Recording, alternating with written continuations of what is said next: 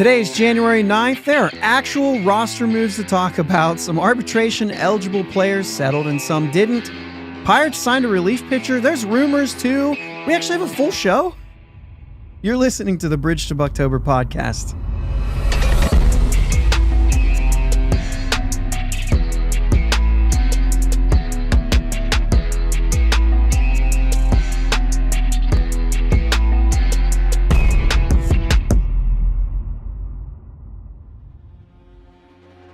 Yins, guys. Thank you for listening to the Bridge to Buctober podcast, where we talk all about them Pittsburgh Pirates and that. My name is Josh.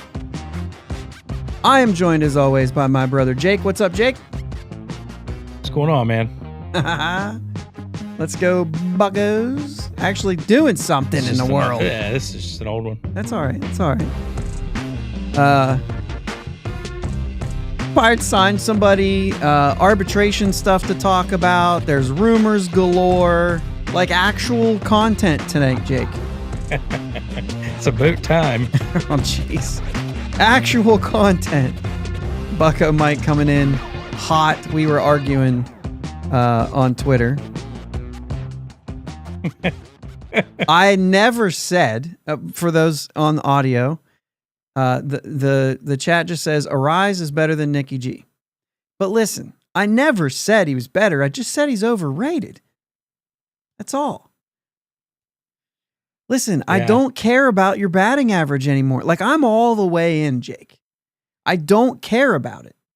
I care about your on base. And granted, he's got a 340 on base.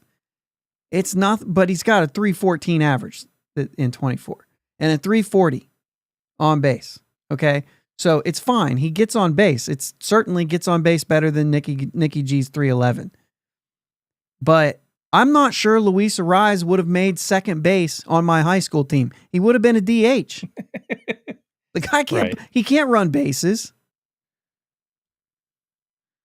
Back-to-back batting crown. Sure, he's a better hitter. Here. Well, Lottie frickin' God! It definitely counts for something, though. Like, for sure. Like that. You know what it counts for? He doesn't walk, so that's the only way he can get on base. That's it. That's what it counts for. He gets on base. I don't care how you get there, so long as you get there. I just don't care the fact, I don't care that you hit 314. I care that you're on base at 346. That's what I care about. And the problem is, if you remember, we were talking about an on-base guy years ago. We were talking about an on-base guy, Daniel Vogelback, on our team. And you said, I don't care if he gets on base, if he clogs the bases. That's what Arise does, not to Vogelback's extent. But that's what he does. He's not only slow, but he's a bad base runner. Mike, the other Mike, says it's an empty average guy. He has a great batting average, nothing else. I mean, once again, he still gets on base. Right. You know what I'm saying? It's just he's doing it without walks. He's doing it by hits. And that's fine. Like, I don't have a problem with that. But, like, to say that you're number one in the league in batting, but you're number 25 in on base, I'm sorry. There's 25 guys better than you. And they probably do damage along with it. That's the big thing. They're probably doing damage along with it. I see what you're saying. But he hits the baseball better than most. Not hard. It doesn't matter. But so I didn't know what you meant there, because I was like, he doesn't hit it. He doesn't hit it better than Aaron Judge. Aaron Judge hits it harder. Baseballs more often, maybe more frequently. Yeah. Jake, though, we measure stuff. I wondered what that sound was. I didn't realize you were opening your root beer. Going with the brownie today. So my stomach's not feeling great for some reason. So I just got a little Fresca, a little nice on the, Ooh, it's not great. It's not great.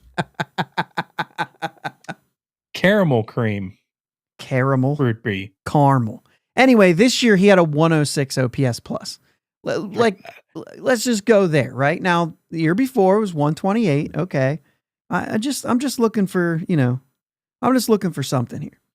That's all. Are we arguing about Luis Arraez right now? Like, no, we can move on. We're really arguing about batting average and on base percentage is what we're talking about. It really has nothing to do with Luis Arraez. I mean, it has a little bit to do with him. I care about on base percentage, but if you're not going to walk, you better have a good batting average because a good batting average results in a good on base. Right, well, that's fine. However you get there, right? So, I mean, the question was, why don't you just go get Luis Arraez? And I'm like, well, we already have Nick Gonzalez. And It wasn't that Nick Gonzalez is better. It's just that I think Nick Gonzalez is a better athlete and a better asset to your team. Well, I mean, maybe, except, Gonzalez isn't necessarily throwing the leather around like a Gold Glover. He's definitely He's getting better. He's getting better, right? So I get it. So anyway, Mailman says, must be a record 3 batting titles, 3 teams. I think, I get that, and I'm really trying not to discredit it, Jake. I don't want to discredit it. There is something there. It's just the batting title just isn't as important as it used to be. But there's also a reason he's played for 3 different teams in 3 different years. It's hard to fit in. It's like, yeah, we want to put him at the lineup, but he doesn't see a lot of pitches. He doesn't run the bases well. He does get on base by hitting, and not striking out too, right? I mean, he does not strike out. If he was on a good if he's on a good team and they utilize him the best way they possibly can, he'd bat 9th. I wouldn't even bat him 9th. I'd bat him right behind the meat. Get those guys on second, the big hitters, the power guys hitting doubles, and let him slap a single to score him. I would use him as an RBI guy if he's going to put the ball in play. You know what I'm saying? That's how I'd use him. Yeah, that would make sense too. I would use him as look, there you go, Bucko Mike.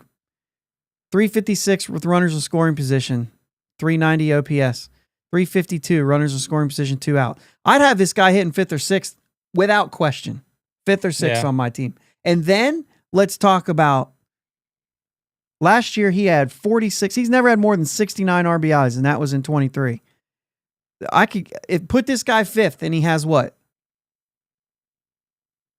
I mean, if he can keep up the 356, 95 RBIs if he's on a good team, 85 95 to 100. You know what I'm saying? That's what it was. He said IKF for Arraez, and I said, imagine Arraez playing shortstop. That's how this started. I couldn't. No.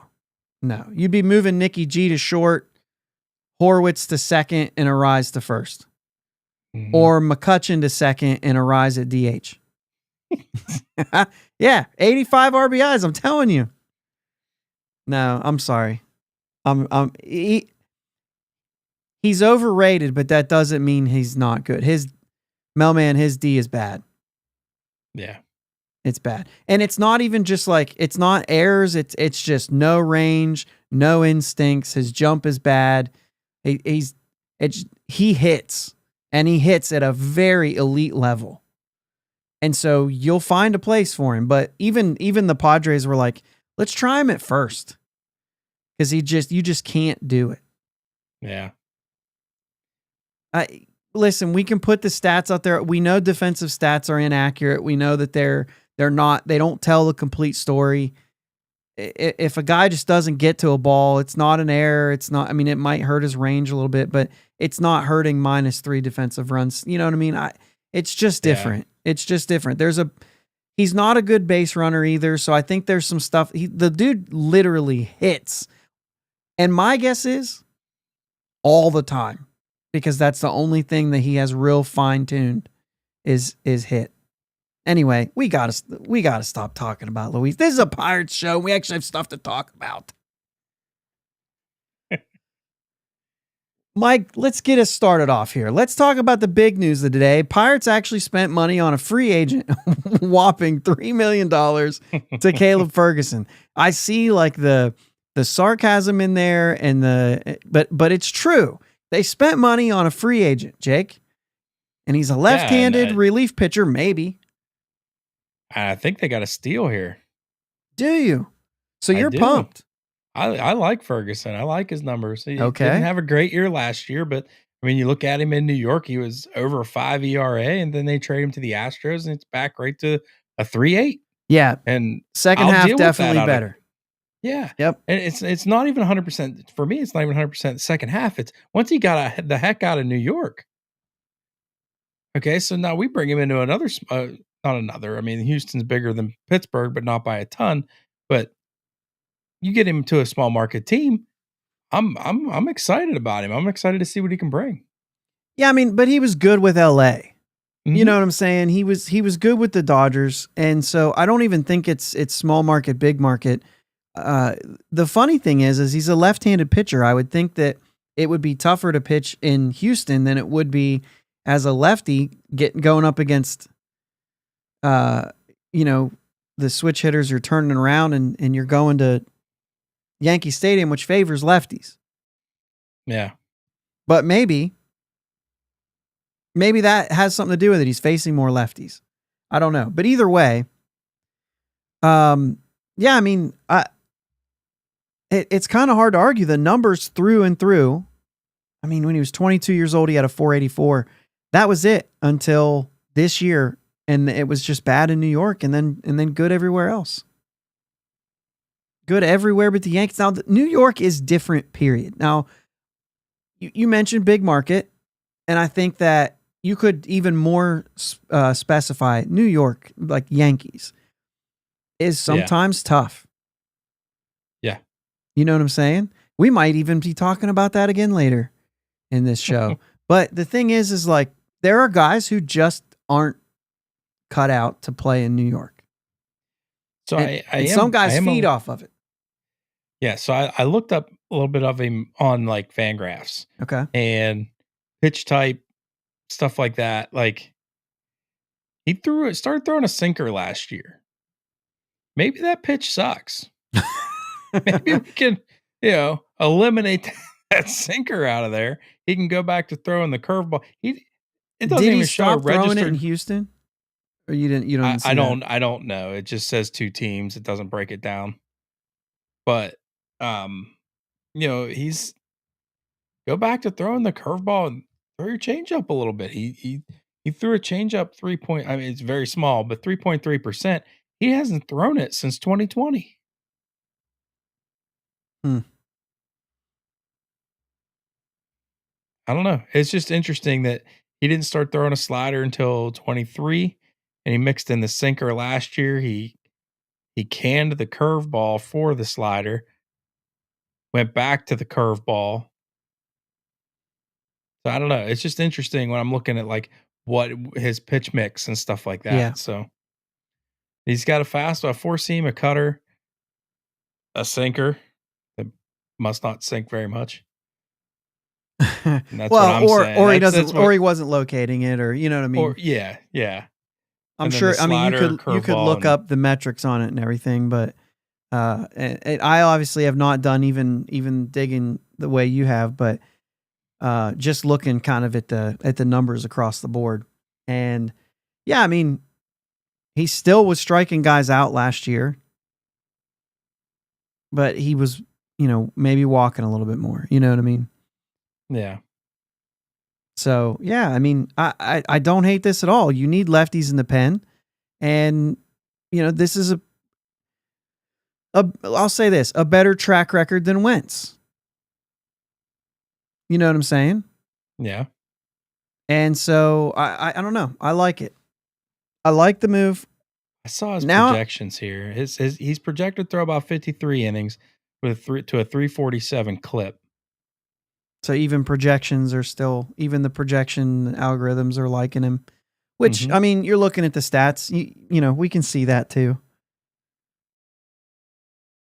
So how about the comments about, we're going to give him a chance to start. What do you make of that?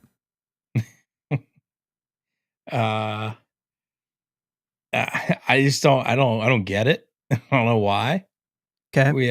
We have depth at starter right now, and we need guys for the bullpen. But I guess if the guy that he edges out is Bailey Falter, you still have a lefty for the bullpen. I don't know. Yeah, if he's edging him out and Falter's moving to the pen, that could be an option. I just don't understand why you would do that.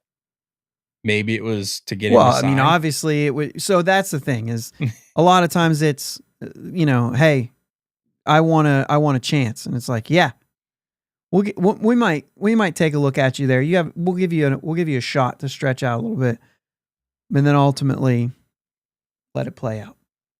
Yeah. Because it doesn't matter. I mean, he's making $3 million. Falter's making 2.2. We'll get into that in a second. So, you know what I mean? Like, when you look at it that way, it's like if he starts and Falter's in the pen, it kind of, normalizes that a little bit. If starters are supposed to be worth more. Yeah. Although you told me earlier today that Tanner Scott might get $20 million a year. Have fun with that. He can do that somewhere else. I read that somewhere. So, well, that would be stupid. I mean, he's awesome. Yeah. But that's just stupid.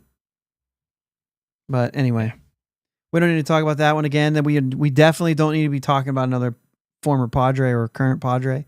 We're not doing that.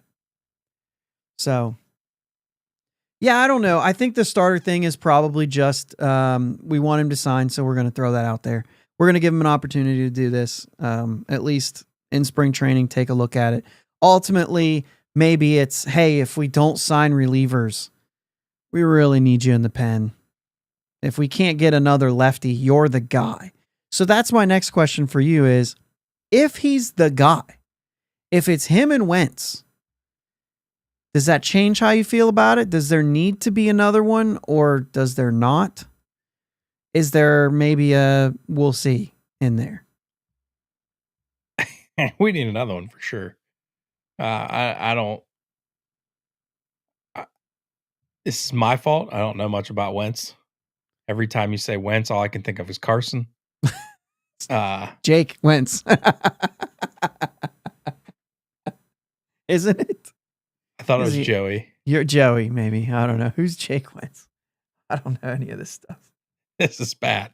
I never cared enough. Josh Wentz is crap. That's even funnier. It's if Josh? His name is Josh. No, it's Joey.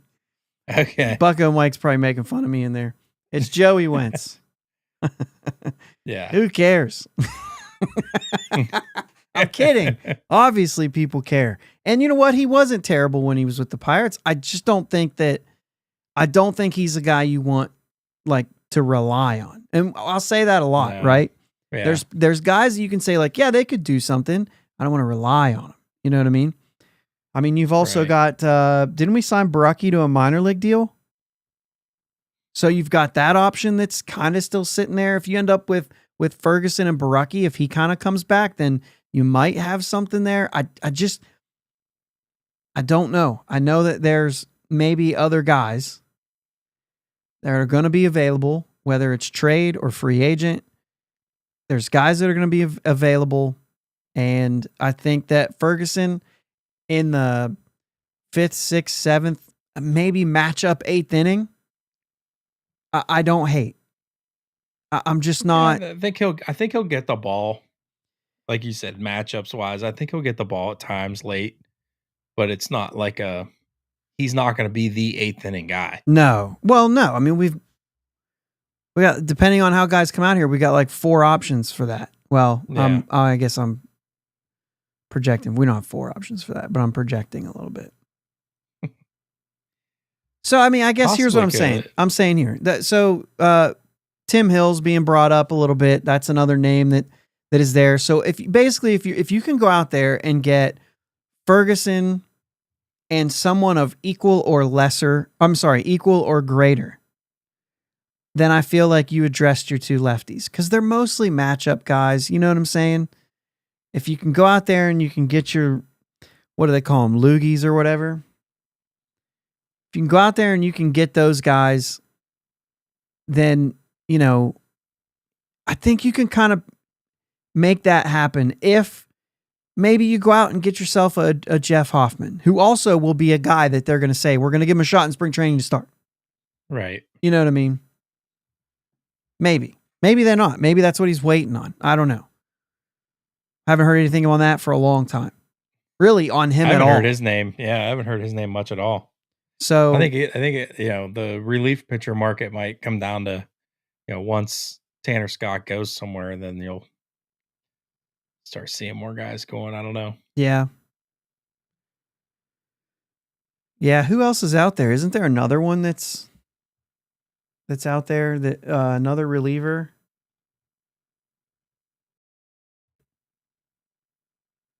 I'm looking it up here for you guys. Yeah, I was. Oh shoot, they don't have them like in order except alphabetical. Blech. Jeff Hoffman obviously is a big one. I think this isn't even being updated either. So I don't really trust me. So we'll trust anybody else throw anything else out there. But left-handed relievers. Here we go. Oh, well, Jalen Beeks is available. AJ Minter is another one that's out there available. Will Smith, Ryan Yarbrough. Is Yarbrough still available or did he sign?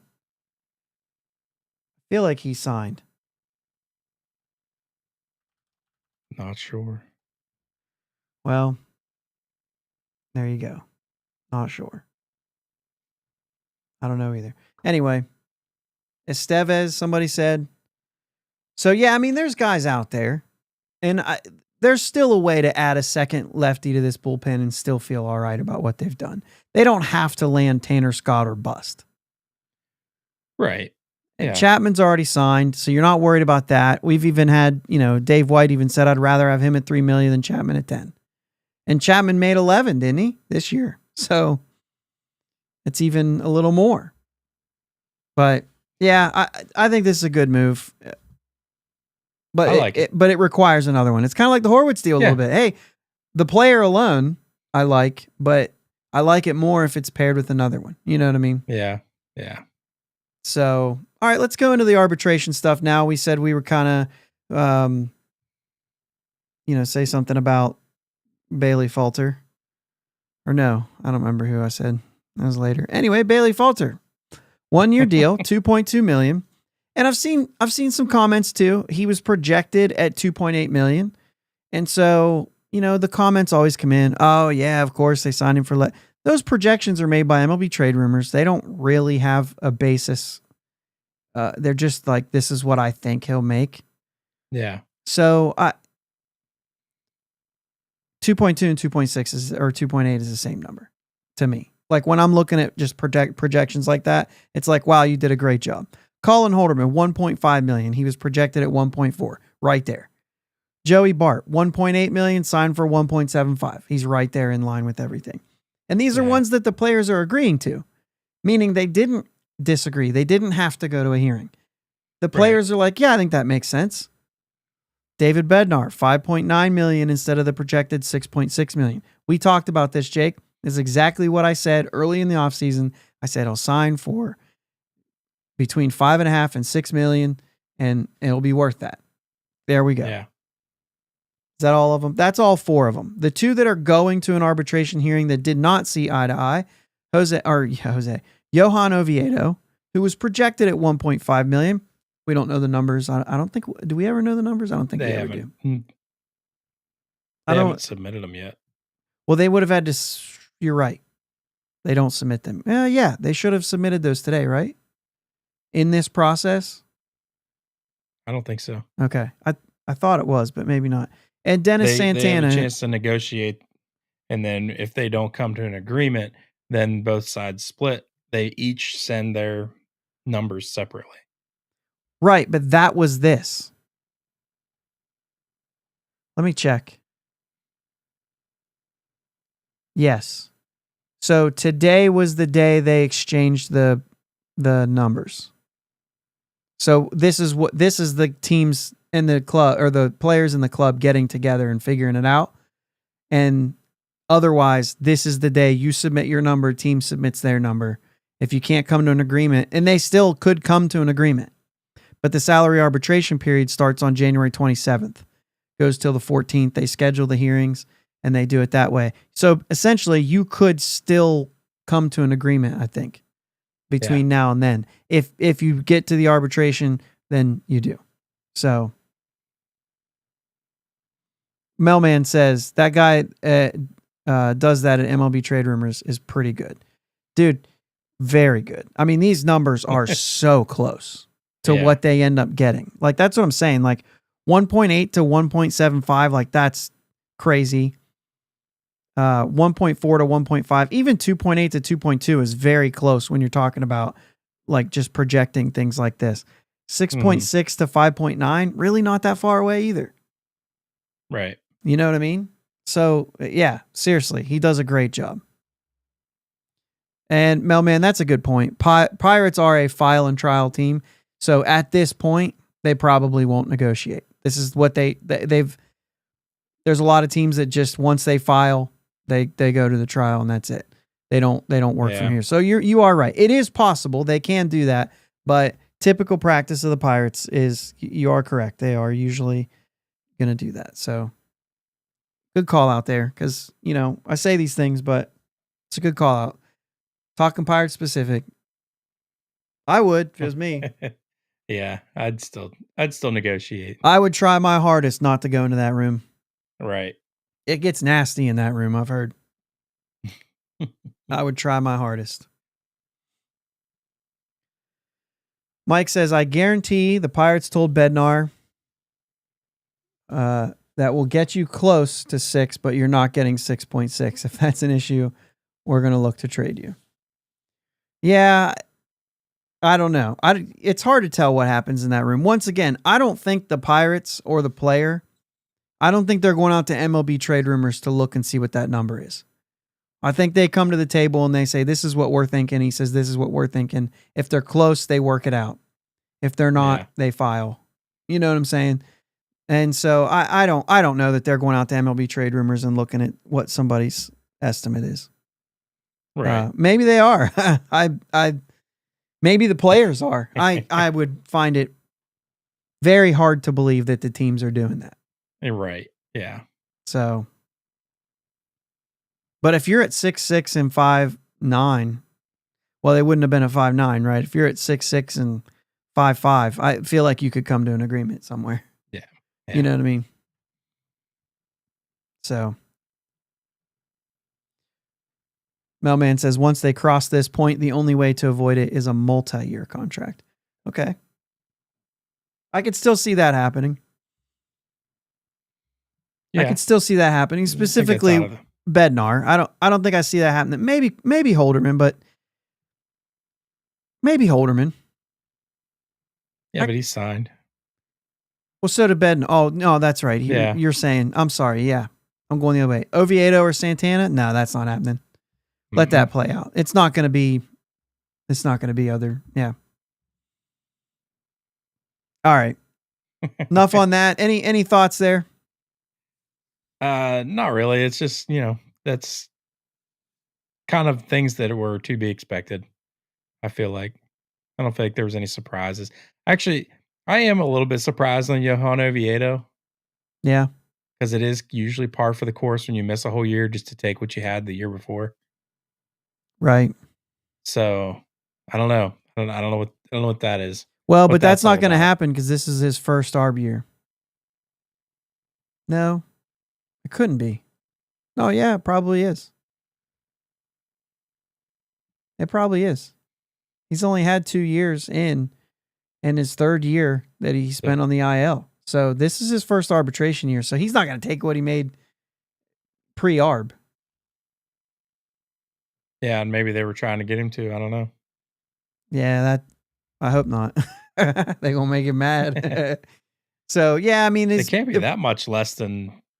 Well, 1. Maybe he wanted 2 and they wanted 1.5. I mean, that's the thing is you don't know because we're looking at 1.5 as the number and they are not.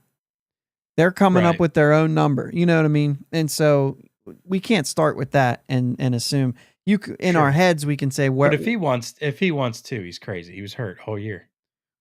Yeah, I mean I agree. But he had a nice season in 23. Sure. So I don't know. Anyway, it's yeah. I'm not gonna go any more into it just for that reason. All right, Jake. Let's talk about these rumors now because where's the? We had another one here. I like to use what people are saying in the chat as our segues, right? I mean, that's what we're in here. We got everybody here with us. And somebody said something about the elephant in the room, and now I can't find it. There you go, bud. You got it? All right. Mailman said, elephant in the room is right field. So, all right. There's rumors. We talked about Verdugo a little bit on Sunday. And now I actually brought up on Sunday, I wouldn't hate Verdugo if you also got maybe a Randall Grichuk, right? We brought him up a couple times. And then during this week, Randall Grichuk comes up in the rumors as well. So there's a lot of ways you could do this. Mike says, who's it going to be, Randall Grichuk or Alex Verdugo? I get the sense that, Mike, you're probably right about this. It is an or. I wanted it to be an and. It seems like there's a possibility it's an or. So let's scratch and just for the sake of conversation, because I think the conversation is more interesting if we go down the path of or. For you, what do you like out of each of these guys and what they could provide for this team? Maybe like one of your points here. What are you thinking?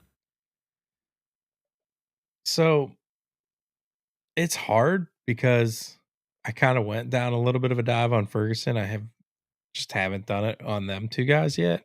I know that when Verdugo was with Boston, I liked him a lot. I liked him a lot. What he showed last year was not great, not good. First year after 5 seasons of average or above hitter, he was below average for the first time in 5 years. Yeah. Grichuk, a little better numbers than I had thought. You brought those numbers up the last time we talked about Grichuk a little bit. Just overall better numbers than I thought. He just kind of fell off and after the Cardinals and just didn't do anything, but he's done quite a bit. Right. So I mean, I'd be leaning towards Grichuk at this point, and I mean, I'd probably be looking at Sawinski and Palacios. One of those two guys figuring out right field or left field, either one, whichever they decide. I think Verdugo and Grichuk are both capable of playing left field. If you want to slide Reynolds to right, you can. I don't think Grichuk's. You don't have to. I don't think Grichuk's defense is going to be something you're going to want in left field. Really? Yeah, I think Verdugo might. Verdugo, yes. If you do Verdugo Grichuk, I think they stay in right field.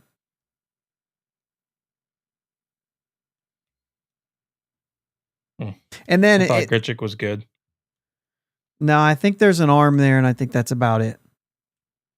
So here's the thing for me. Grichuk is gonna be fine if he's hitting against lefties. Outside of that, I'll take if you're looking for just a starter, I'll take Verdugo 9 times out of 10. You know what I'm saying? You get a little bit better defense. You get a little more of a hitter, not power, but a little more of a hitter. You're gonna see what's the percentage of righties to lefties. It's got to be 70-30 in this league, maybe 65. 35, something like Probably that. Somewhere around there. I mean, you're going to face more righties. And so if you're looking for these guys to just be a starter and give them a shot the way that you are with Horwitz right now, I think I lean towards Verdugo, not to mention PNC Park will favor a lefty a little bit more, even though Verdugo's not really he's not a power guy. He's a 10 to 13 home run guy. That's what he has been his whole career. But when you look at something like OPS plus and you look at the last 5 years, Grichuk has been over 100 OPS plus once in those 5 years, and Verdugo's the opposite. Actually, we can go even further than that because Verdugo had 5 straight seasons. So if you do the last 6 years, then you get twice for Grichuk. That takes it back to his last season or to his first season in Toronto. So, but in that time frame, Grichuk also had 25 and 31 homers 2 different seasons and 22 another season. I mean, every year except for 2020 has more home runs than Verdugo's highest output of 13. I think that's his highest. Yeah. And he's done it 3 times, the last 2 seasons, and he did it in 2021. And still, his best season was his last season in LA when he was mostly a platoon player. And the dude hit, when he was mostly facing right-handers, he's a 3-win player, 294, 342 on base. And he was still very good after that with Boston. The on base is there. And it really, he's 324 or better, 320. It's any better than that. And then last year in New York, this is what we talked about earlier, right? Maybe the New York thing just didn't work out. Yeah. So I don't think that Verdugo is an impact player the way that we were hoping for.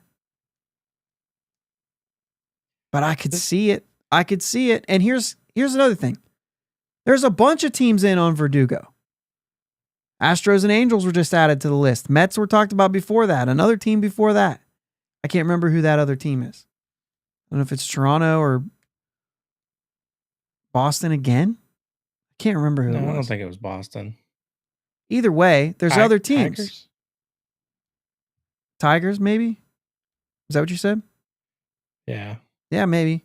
I know Mets, Astros, and Angels are all in on it too. The question is, who do you like better to say, all right, we're going to give Palacios or Sawinski the shot to win the bulk of the at-bats, or we're going to rely on Billy Cook to be the lefty guy to spell Verdugo? Which one of those sounds better, Verdugo Cook or Grichuk Palacios or Sawinski? One of those two. That's tough, man. I'm not gonna lie. I'd feel more comfortable with Jack, the Jack and Palacios battle, than just giving the reins to Billy Cook. I don't know that I'm there yet on him. Yeah, the defense is good. So if you go Cook and Verdugo straight up, they probably do take left field.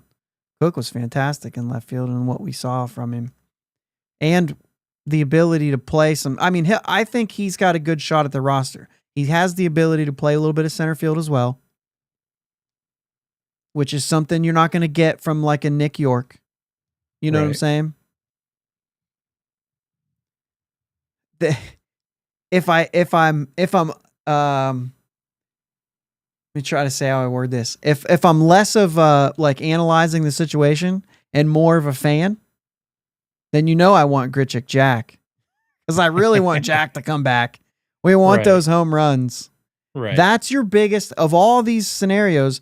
The Jack Sawinski Randall Grichuk is your biggest power chance. Yeah. You know what I mean? Yeah. That gives you the biggest opportunity to hit maybe 25 homers between the two of them if you go that route. So I think that's it. And man, I don't know. That to me sounds better. Just to say, Billy Cook in his very short stint did not get walked. Batted .224.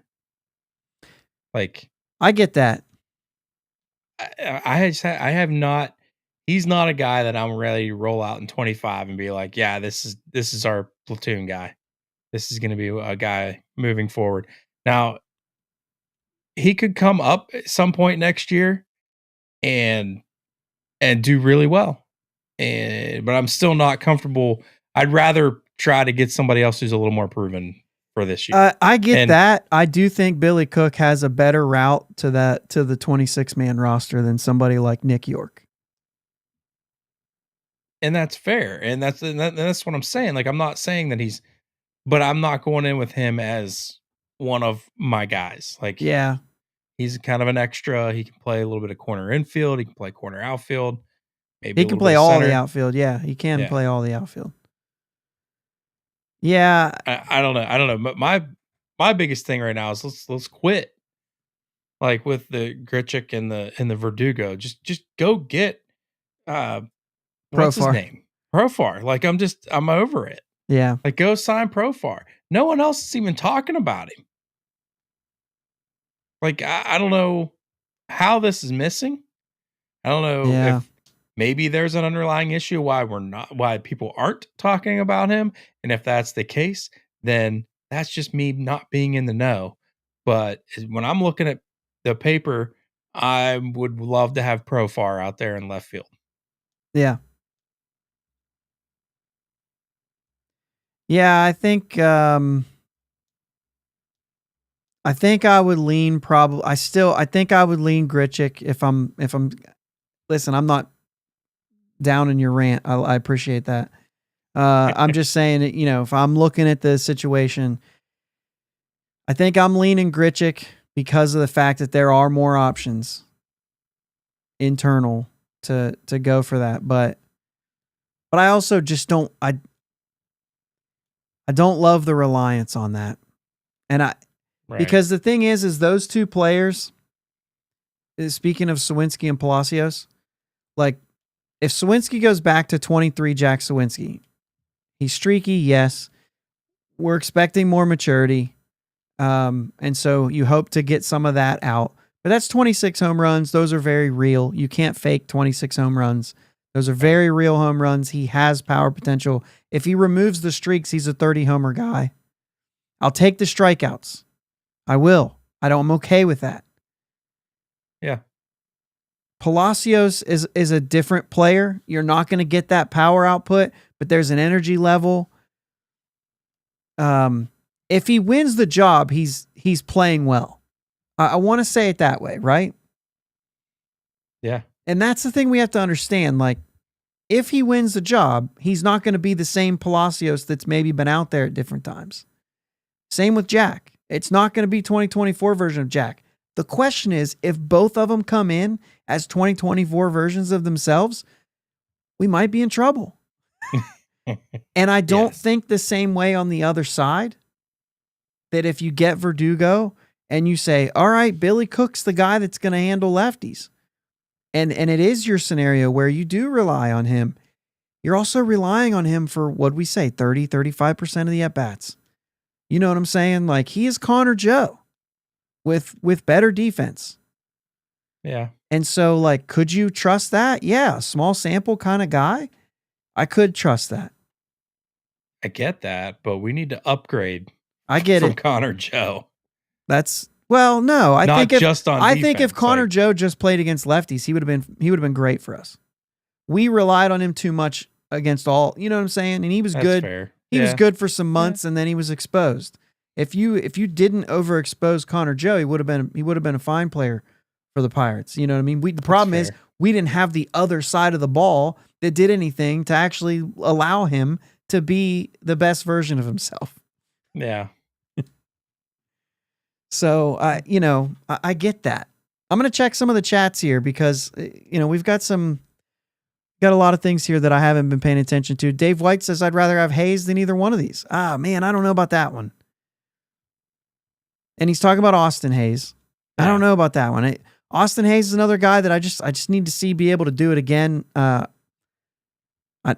Phillies fans were underwhelmed, much like we were with Brian De La Cruz. It was the same sort of thing, right? I don't know how the numbers compared, but I know that they were underwhelmed. Melman says Verdugo doesn't move the needle from a power standpoint. Absolutely. And he won't, though. That's the thing. Like, the power potential is not part of his game. And so if you're bringing him in, it's not for power. It's for bat to ball.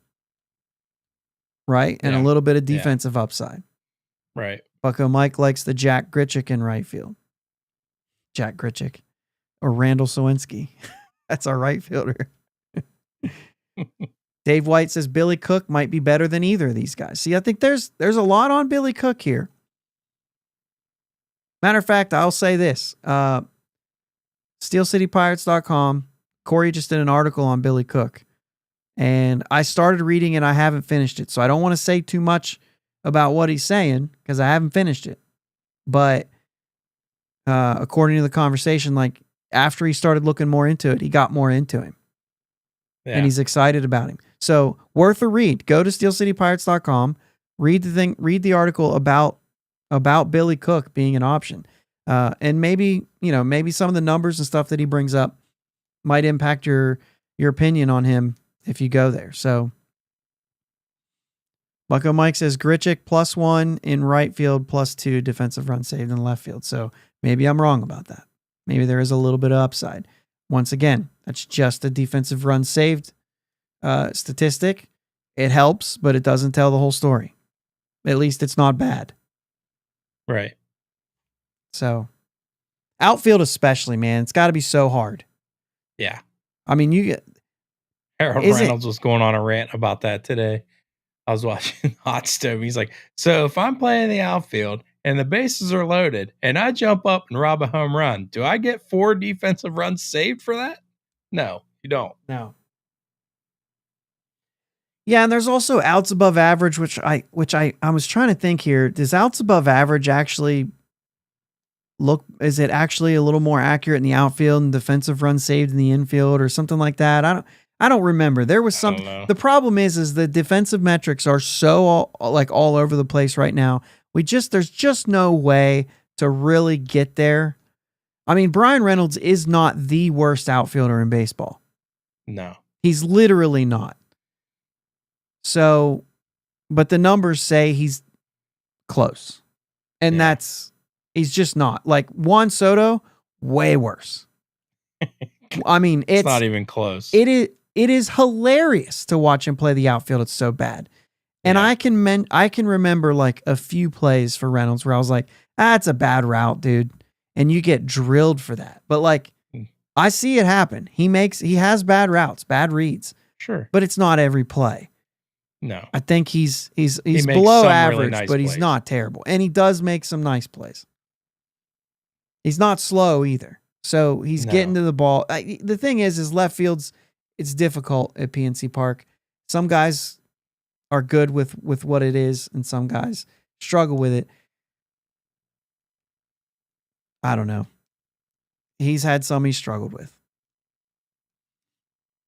Not everybody can be Marte out there. No. Or Corey Dickerson somehow. Corey Dickerson. Season of his life. Melman, thank you. They call it the short side of the platoon. Thank you. Strong side, short side. For some reason, just not thinking through that. Would rather see Kutch out there as every day than either of these guys. That I do. I can't get behind that. No. Grichuk first season with the out collector, I think last year. That's a good. No, he was not in Toronto since 2021. Grichuk was in Arizona last year. 291, 348, Jake. 106 games. When he's playing on that side of the platoon, man. A 140 OPS plus. Yeah, it's good stuff. So, you know what I'm saying? Like that's... But he only impacts lefties. So I don't know. If you're gonna be that good against lefties, bring it. Dave White says, let's go with Jack and Cook. Just can't get behind it right now. I mean, you got to bring in somebody. Melman brings up that Cook might be Horwitz's partner too. If Horwitz struggles, but I think that's down the road a little bit, but I do see that too. If Horwitz does struggle, Cook is one of those options as your lefty against first base, or first base against lefty. But the other thing is to think about is, well, there you go. Dave White says Triolo would be better out there than these guys. But Triolo could be an option at first base against lefties if somehow Key Bryant is healthy and doing well there. Or if somehow you've done something at shortstop and IKF can slide to third. IKF is a Gold Glover at third base, has been. So like there's an option there to move him to third. And if you've got maybe Nick Gonzalez playing short and Nick York at second, or Leover Peguero is hitting well and he's playing short. Like there are other things that can happen to enable Triolo to be a guy at first base. Any of that could happen, right? Yeah. So, that's a situation. Do you want Cook to sit on the bench? Yeah, I do. I don't mean that, but I mean like Billy Cook is that kind of guy. Like he's not young. He's not Nick York. Nick York was 22 last year. I would much rather send Nick York to AAA and say, you're 23, man, you're going to play. So you're either a starter here or a starter there. Billy Cook is like 27 years old now. He'll be 26 this year. He'll be 26 this year. So I have no problem with him playing a role and getting into the show. Yeah. Like, you know what I'm saying? Let's pay that guy a little bit more. Look at it that way. Would he rather play every day or get paid like he's get league minimum? He'd rather get league minimum. Yeah. So yeah, I would much rather have him filling in at the major league level and kind of working his way in to a starting role, because the guy's old enough to just be there and to learn on the job in a sense. You know what I'm saying? I'm okay with that. Yeah. Yeah, Mailman, isn't he 26 or 27? Sure. I'm just not sure if we're going to have the room. He's your fourth outfielder, no matter what else you go with. Well, unless if you have a platoon, then he's the other outfielder's your other platoon guy. Yeah, unless he is the other side of that platoon. You're right. So if Grichuk gets signed, how does Billy Cook fit in? He doesn't. Yeah, that's a good question. How does he fit in? He probably doesn't. If you sign Randall Grichuk, that means you're going to go with either Jack or Palacios. And because you have McCutchen as your DH, you're right. You're probably not going with another outfielder. Right. Because you are going with Triolo. Mm-hmm. So you've got your 4 infielders, your 4 outfielders, because you're working with a platoon. How many guys do you have? You have 2 catchers. So you've got, because you've got 13 on each side. So now you're down to 11. You got your 8. You only got 3 players. One of them's a DH. You got 2 players. You already have 4 outfielders, plus McCutchen if you need him in a pinch, plus Triolo if you need him in a pinch. Plus, if one of your catchers is Andy Rodriguez, if you need him in a pinch.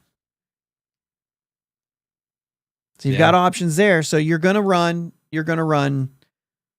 Triolo's certainly there. So now you're down to 1 more player getting a roster spot. You got Triolo, Key, IKF, Nick Gonzalez, and Horwitz. You got 1 more guy. Is that going to be Billy Cook? Because Triolo can play all those positions. It actually could be. If you say Triolo's not playing first base, he's going to play second, short, and third. Billy Cook's our 4th guy that can play some first. And then when you go against lefties, you don't have to have one of those that lefty outfielder or the lefty first baseman. You just roll with both of them. Then again, you could have went with Triolo there if you really wanted to do that. Right. So anyway, there's 1 more guy. There's 1 more position available. And it's either Cook, like I said, could be Nick York, but I doubt it. Yeah, I don't think Nick York's making the roster. Unless he outplays one of those guys and gets, you know what I mean? Yeah, I think when York comes up, though, he's going to be playing. Nick York could take Triolo's spot. If Triolo comes into spring training and he's terrible, Nick York could take that spot because he can play third and second well. And if you need a shortstop, you just slide Nicky G over him. And really, Nick York has played some short too. But I'd rather move Gonzalez over and play York at second. So there's players. I mean, Peguero is going to want a shot at that. Mm-hmm. York's going to want a shot at that. Cook's going to want a shot at that. Henry Davis. Alika Williams going to want a shot at that. Yeah, these catchers, they want 3 catchers there. They want a shot at that other spot. And you could use Endy in a way like that. I mean, we have to see how those guys come out. We have no idea what the catcher spot's going to be with. Right. That Bucko Mike actually says that thing right there. Cook and York and Indy. Oh, with Endy and Indy. I got you. I thought you meant with Endy making it.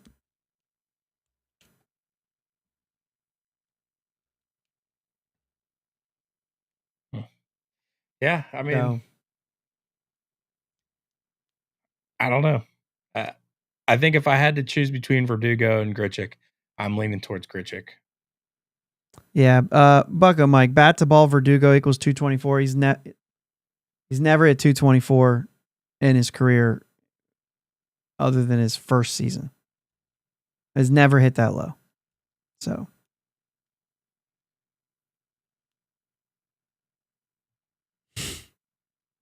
and he's never hit lower than 260.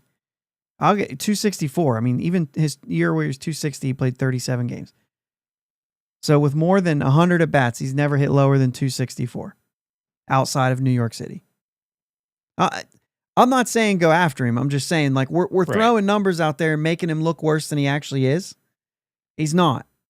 Like he's a good player. Yeah. Or else there wouldn't be 5 or 6 teams in on him. That's all I'm saying. Like he hit 233 in New York last year. And like I said, by far his worst season. Am I looking at the right thing? Yeah, Alex Verdugo. 233. And in 23 he was a 2.6 WAR player. League average hitter, but also adds defense to that. Right. 2.6 WAR player. And 1.1 in 22, and the 3 years before that, 2.3, 2.1, and 3.0. 2.1 WAR in a shortened season. 53 games, he still got 2.1 WAR and a 123 OPS plus. Now that's a shortened season. We kind of write that off, but I'm saying like he added some WAR that season. Yeah. He's, like I said, 11 to 13 home runs every single year. It's not great, but he doesn't, hit like that. Right.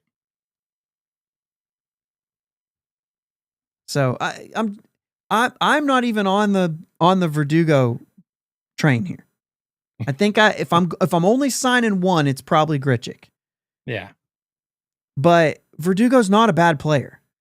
He's just not Profar. He's not what we want. Right. He's not a needle mover. Neither one of these guys are. Right. But either one of them will help this team.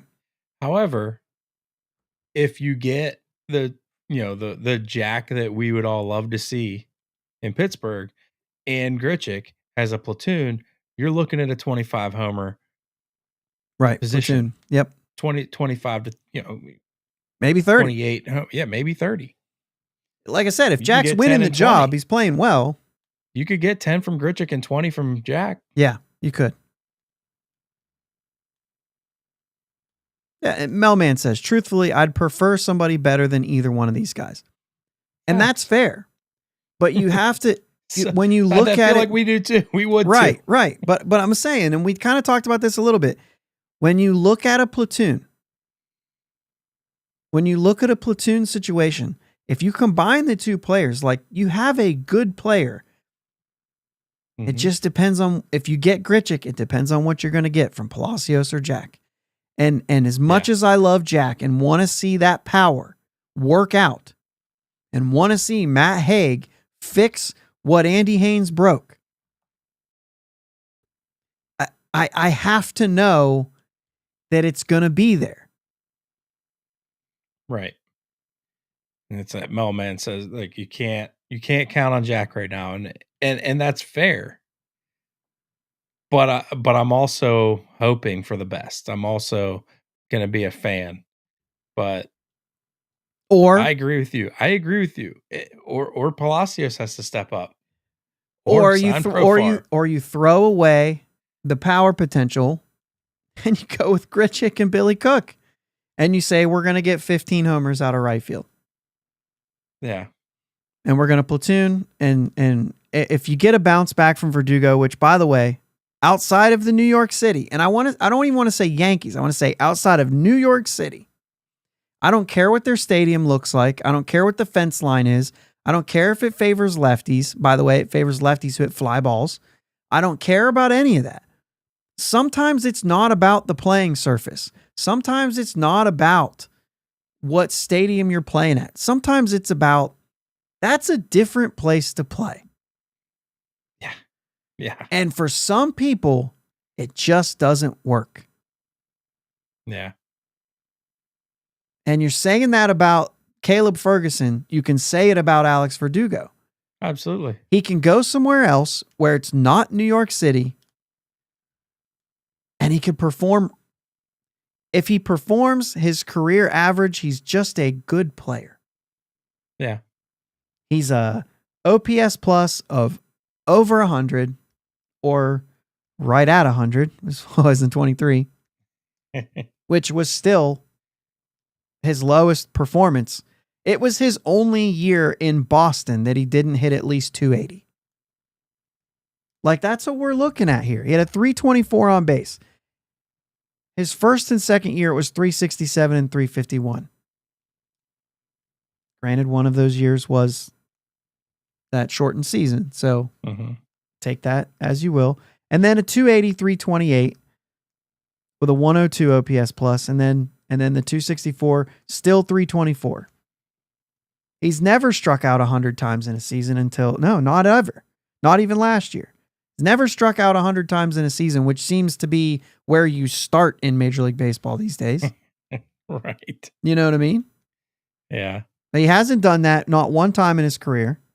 And we're talking the last 4 years of his career, he's been over 600 plate appearances.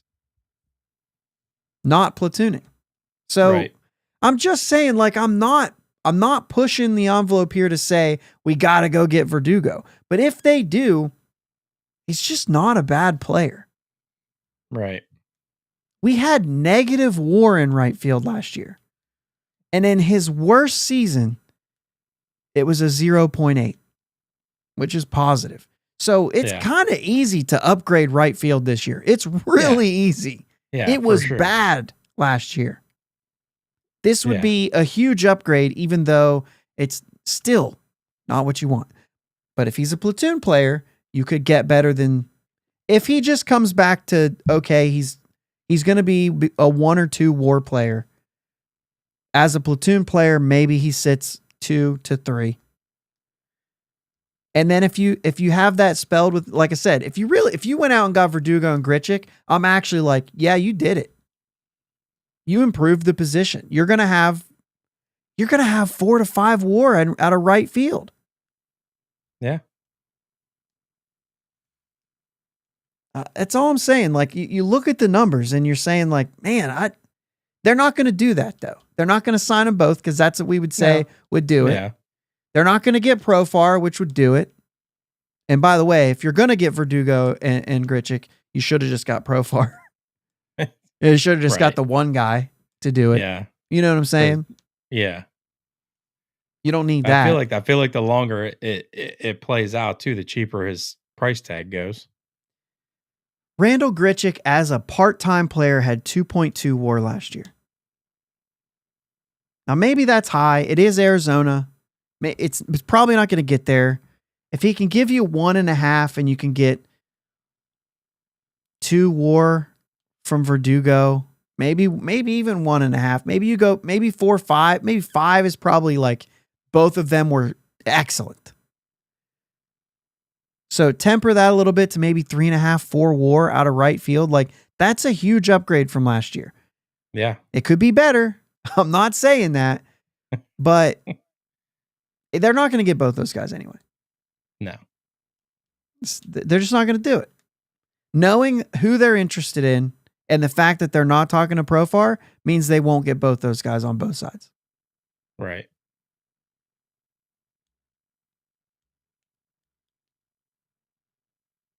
So he's saying Verdugo hit 221 at Yankee Stadium. That actually further proves my point. So when he left Yankee Stadium, he was a better hitter. Perfect. I think I rest my case. He couldn't play in New York. A lot of guys can't. and that's okay. Still be a good player.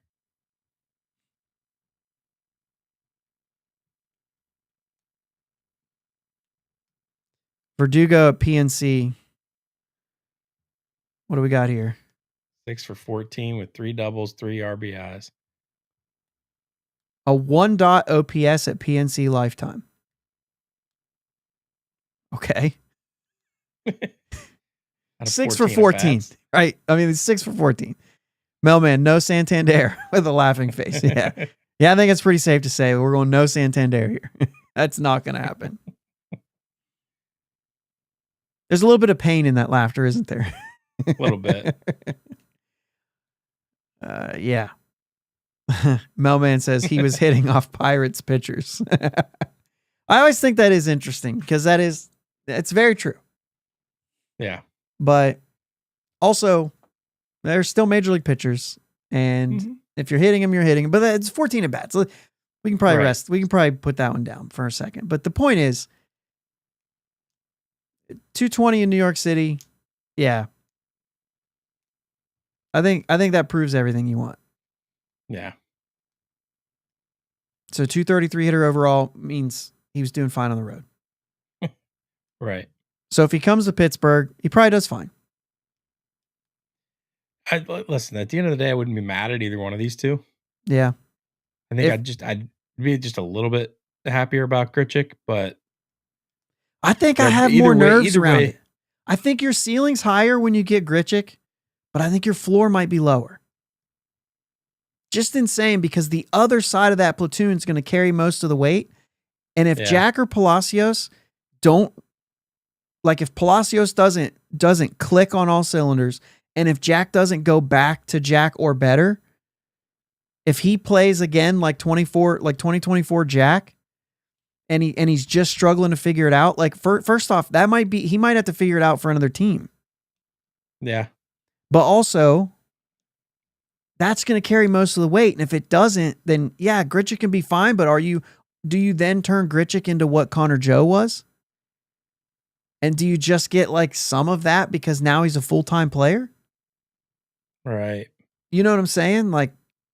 Grichuk against lefties is gonna rake. Yeah. Or some form, depends on what you consider rake. But some form of he's gonna mash lefties. Yeah. If he has to play all the time, I don't know. If you do the opposite with Verdugo, if he plays all the time, we're looking at it. It's 1 to 2.5 WAR. It's 260 to 280 average. It's 320 to 350 on base. It's a league average hitter, a little bit above. Yeah. A 100 to a 107 OPS plus. You put him part-time, he does a little bit better than that. What are we, 30-ish? 30-something days away from pitchers and catchers reporting? So Ish, yeah. Usually around Valentine's Day area. They're starting games early this year. Yeah, you said that. They might report a little bit earlier, but I think they report the arbitration finishes on the 14th, so they'll probably report around the 14th. Imagine, I guess you could show up before your arbitration hearing, but they don't have a date. I don't have a date written down on my notes, so maybe they do, maybe I just don't. But I thought I saw one. Mailman says I'm old enough to think 230 batting average stinks. Yeah, reporting on February 12th. I'm going to address this. This was the beginning of the show. We're going to close the show with something here too. Mailman says I'm old enough to think 230 batting average stinks. 230, it stinks because his on base last year was 291. That's why it stinks. Right. I'm sorry. That's the way it is. I'm going to do it again. I'm going to look up Kyle Schwarber because he's the darling that you talk about. He's a great player. He hit 197 in 2023. He hit 197. And he was on base at 343 and his OPS plus was 121. He's 21% better than your average major leaguer. The man hit 47 homers and had 104 RBIs. He's a great player. He's an all-star. Actually, he didn't make the all-star team, but You know what I'm saying? It's because we do the all-star team halfway through the year instead of at the end of the year. Yeah. And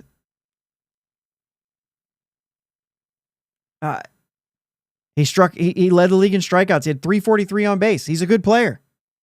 Yeah. He had 197.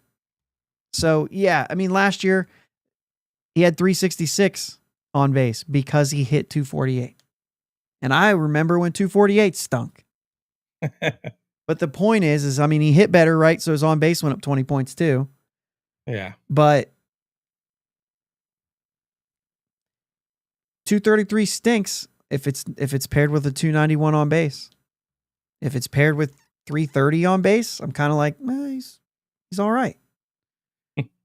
I kind of want you to do damage in that case to make up for, you know what I'm saying? To make up. I mean, he had 47 homers with a 343. So that's how you get your 121. But I'm just saying, like, yeah, we need to close this out. Mailman he's nailing it on all cylinders right now. He's just killing it. Dave Kingman played in the wrong generation. The problem is, I'll talk about this. I heard Harold Reynolds say it better than anybody, so I'll give him credit for it. He said, I don't care what my on-base percentage is because I wasn't playing for on-base percentage. I was playing for batting average. So if you're looking at a guy that played in the 80s or the 90s, look at his batting average. But if you're looking for a guy playing now, he's not looking. He's not paying attention to his average. He's paying attention to his on-base percentage. So it depends on what era you played in. That really tells you, like, if you're doing what you're trying to do. You're right. Dave Kingman probably had a good on base and didn't have a good batting average. And if he was playing today, that would have worked out. You could look back and say, we thought he wasn't good, but he actually was. The only problem with it is he was probably trying to have a high batting average. So if you were setting goals and you didn't get it, then your goals still were missed. But today you set your goals based on being on base, not on batting average. It's just the way that they set goals now. And they all do it. Other than maybe Luis Ariz, or maybe he says, that's how I'm going to get my on base up. I'm not going to try to hit home runs, and I'm just going to be on base by hitting my way on base. That works too. Right. However you do it. Yeah, doesn't matter. 291 last year for Verdugo is not going to cut it. You know what I'm saying? But the 324 the year before that, it's like, he was league average. Get me up above 330, 340. Get to 340, I'm like, I'm good with this guy. I don't care what his batting average is. You get me to 340 on base, you're on base. Once again, I'd prefer you to do damage if, you know what I'm saying, in your on-base opportunities. But, yeah. That's all. Get on base. Get on base, I can use you. Right. Especially, I mean, we could talk about this for a while. Because I could also say, like, if you get on base with Trey Turner, Bryce Harper, and Nick Castellanos hitting behind you in that year, makes it a little easier to say, like, just get on base. We'll hit you in. But, like, if you're getting on base for the Pirates in front of, like, 3-4 guys who are going to hit you, 5 to 15 homers, it might be a little harder to do. So, just to bring this one back to Oviedo filed at 1.15, Pirates filed at 850. There you go. So that's exactly right. And that's what we're saying is Mark Feinzan. I'm sorry, you hit your arbitration years, don't shoot me lower than $1 million, period. I don't care who you are. Don't shoot me lower than $1 million at my arbitration. I'll go to a hearing. Yeah. The problem with the hearing, Jake, is they don't meet in the middle. Negotiations, if they could have just met at $1 million and said, all right, I'll sign that. But now they file that way, he's either going to make 1.5 or so hopefully they side with the player here. Because now 1.15. Oh my gosh, are you serious? I thought you said 1.5. 1.15, and the Pirates filed at 850. What are we doing? Give him the 1.15. Really? What are we doing? Give him 1.1. What if he came in with a different one and then, like, when they were negotiating, and then he was like, I'll just file at this to make sure that they side with me. Like when he filed. Yeah. He came down a little bit to make sure he should win that. There you go. He'll get that. There's no way he's gonna. Yeah. Okay. So, what'd you say about the Santana? I didn't see that one. Oh, okay.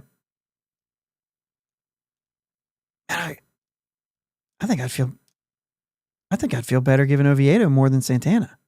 I understand what Santana did for us last year, but I'm just saying we saw it 1 year.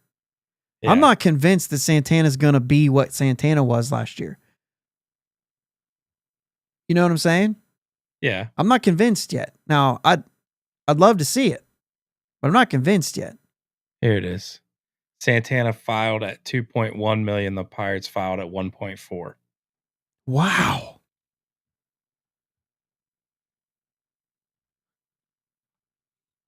All right, we're going to get out of here, guys. I will look up the difference between Santana and Oviedo real quick, though.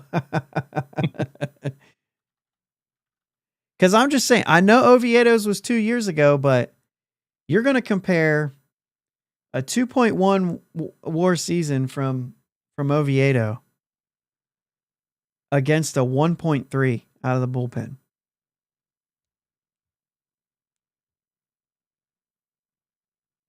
That's just with the Pirates. Actually, a negative.